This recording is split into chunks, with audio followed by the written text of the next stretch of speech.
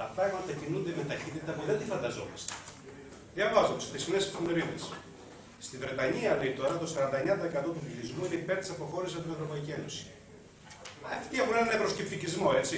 Πάμε παρακάτω. Στη Γαλλία, το 32% των ανθρώπων είναι υπέρ της αποχώρησης από την Ευρωπαϊκή Ένωση. Στη Γερμανία, είναι 25% των ανθρώπων υπέρ της αποχώρησης από την Ευρωπαϊκή Ένωση. Στην Ελλάδα, χωρίς καμία μεγάλη πολιτική δύναμη, εκτός από αυτά που ανέφερα ο Λέκος Αλαβάνους για την ανταρσία, το μέτωπο ή άλλες μικρότερες δυνάμεις, χωρίς καμία δύναμη άλλη, να υιοθετεί σαν άμεσο στόχο πάλι, όχι στη λαϊκή εξουσία, το ζήτημα της αποχώρησης από την Ευρωζώνη, 20% των ανθρώπων, τώρα που μιλάμε, σε όλες τις φιλομετρήσεις, δηλώνει ότι είναι υπέρ της αποχώρησης από την Ευρωζώνη και την Ευρωπαϊκή Ένωση, χωρίς να έχει πολιτικό πατέρα αυτό το αίτημα. Και ταυτόχρονα, και είναι και αυτό σημαντικό, 70 έως 75% των ανθρώπων λέει, παρόλη την ιδεολογική πολιτική τρομοκρατία και παρά το γεγονός ότι πράγματι η αριστερή αντιπολίτευση λέει ότι δεν βλέπει το σύνθημα της εξόδου από την Ευρωζώνη, λέει ναι να μείνουμε στην Ευρωζώνη, αλλά όχι και με κάθε θυσία και με κάθε τρόπο, μέχρι εδώ.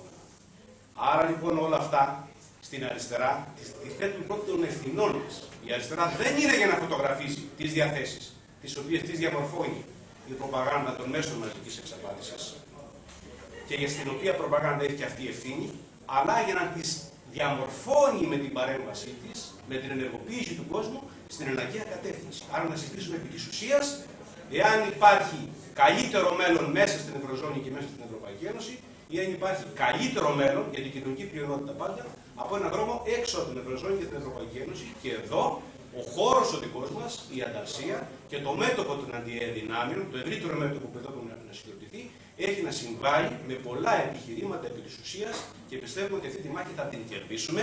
Οι συσχετισμοί αλλάζουν τη μία μέρα μετά την άλλη, ταχύτατα. Μπορεί να αλλάξουν και σε αντιδραστική κατεύθυνση, αν η αριστερά δεν αλλάξει τις ευθύνες της. Το βλέπουμε αυτό. Μπορεί όμως, και είμαστε αισιόδοξοι, να αλλάξουν ταχύτατα σε θετικότερη κατεύθυνση.